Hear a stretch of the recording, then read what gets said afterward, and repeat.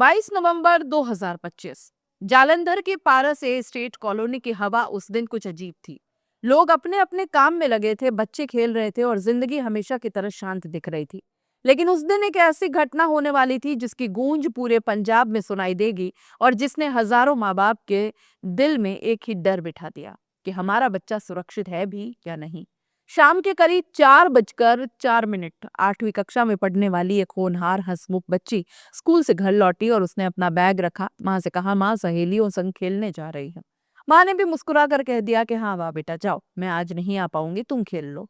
माँ को क्या पता था कि यही हाँ उसकी जिंदगी की सबसे भारी गलती बनने वाली है। बच्ची निकल जाती है लेकिन 2 घंटे बीत जाते हैं, कोई खबर नहीं लगती। माँ की बेचैनी अब डर में बदलने लगा। वह सड़क सड़क गली गली दौड़ती है, ढूंढती है कि मेरी बेटी को देखा क्या।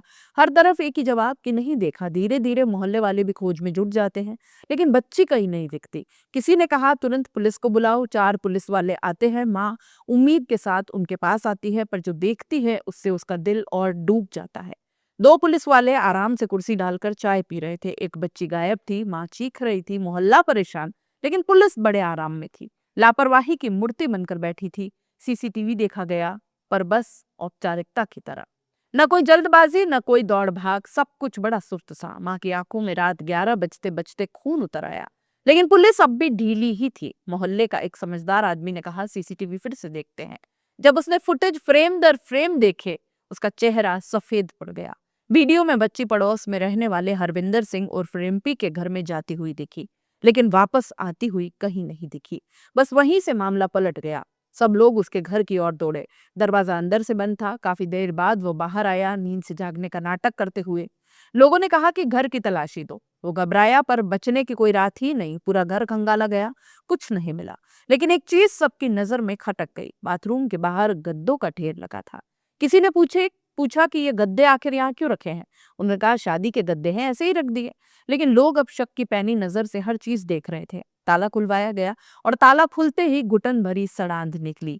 फिर सब कुछ वहां थम गया। वही बाथरूम के फर्श पर मुड़ी तुड़ी अवस्था में 8वीं की मासूम बच्ची की लाश पड़ी हुई थी। मोहल्ले की महिलाओं की चीखें आसमान फाड़ गई। माँ वहीं गिर पड़ी और लोगों का गुस्सा आग बनकर फट पड़ा। लोगों ने हरविंदर सिंह पर टूट पड़ने में एक सेकंड नहीं लगाया। उस पर मुक्के, लातें, रोड, सब कुछ चल गया। पुलिस किसी तरह उसे भीड़ से निकालकर अस्पताल ले गई, लेकिन कहानी तो अभी बाकी थी। जांच में जो कुछ सामने आया वो दिल दहला देने वाला था। हरविंदर स्कूल की बस चलाता था। उस दिन उसकी पत्नी और दोनों बेटियां घर पर नहीं थी। बच्ची उसकी छोटी बेटी की सबसे करीबी सहेली थी। घर को खाली पाकर बच्ची अंदर चली गई और अंदर रिम्पी पूरी तरह शराब में धुत था। वो बच्ची को बहाने से बेडरूम तक ले गया, घिनौनी नीयत से उसके शरीर को छूना शुरू किया। मासूम को शायद समझ भी नहीं आया कि ये अंकल क्या कर रहा है, लेकिन जैसे ही उसे खतरे का एहसास हुआ, वो चीखने लगी। रिम्पी ने उसका मुंह और जोर से दबा दिया। बच्ची छटपटाती रही, बचने की कोशिश करती रही और दरिंदा गुस्से और नशे में उसने उसका गला दबा दिया, जब तक कि उसकी सांस हमेशा के लिए बंद नहीं हो गई। उसने तुरंत लाश को घसीटकर बाथरूम में डाल दिया, दरवाजे को ताला लगाया, बाहर गद्दों का ढेर लगाकर छुपा दिया। उसका प्लान था कि जब खोजबीन शांत हो जाए तो टैक्सी बुलाकर लाश को कहीं दूर फेंक आए, लेकिन मोहल्ले की सतर्कता ने उसका सारा खेल खत्म कर दिया। जब मामला वायरल हुआ, सरकार पर प्रेशर पड़ा, तब जाकर कार्रवाई हुई। जिस दरोगा ने चाय पीते पीते कीमती घंटे बर्बाद कर दिए, उसे निलंबित नहीं सीधा बर्खास्त किया गया। पूरी टीम पर जांच बैठ गई। बच्ची की मां को सरकारी नौकरी दी गई। उसके भाई की पोस्टिंग बदलकर मां के पास कर दी गई। लेकिन क्या ये सब उस मासूम को वापस ला सकता था?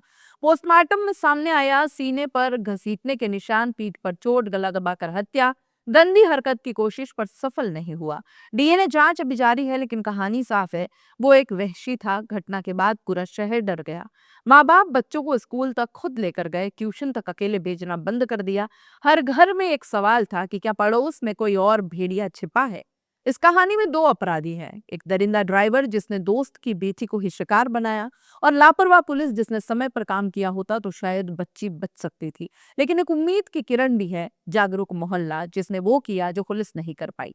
अगर वो पड़ोसी सीसीटीवी नहीं देखता, अगर लोग तलाशी की जिद नहीं करते, अगर गद्दों के पीछे बाथरूम को न खोला जाता, तो आज ये दरिंदा आजाद घूम रहा होता और लाश किसी नाले में मिलती। दरिंदा तो अब जेल जाएगा, लेकिन उसकी पत्नी, उसकी बेटियों का क्या? समाज उन्हें नहीं छोड़ेगा। हर गली में, हर नाते में, हर रिश्ते में एक ही सवाल पूछा जाएगा कि तुम्हारे पिता ने, तुम्हारे पति ने आखिर ऐसा क्यों किया? और यही वो सज़ा है जो पूरी उम्र चुभेगी। आप इस पूरे मामले को कैसे देखते हैं? इस कहानी के बारे में आपका क्या कहना है? कमेंट बॉक्स में ज़रूर बताइएगा। जाते-जाते चैनल को लाइक, शेयर और सब्सक्राइब ज़रूर कीजिएगा। नमस्कार।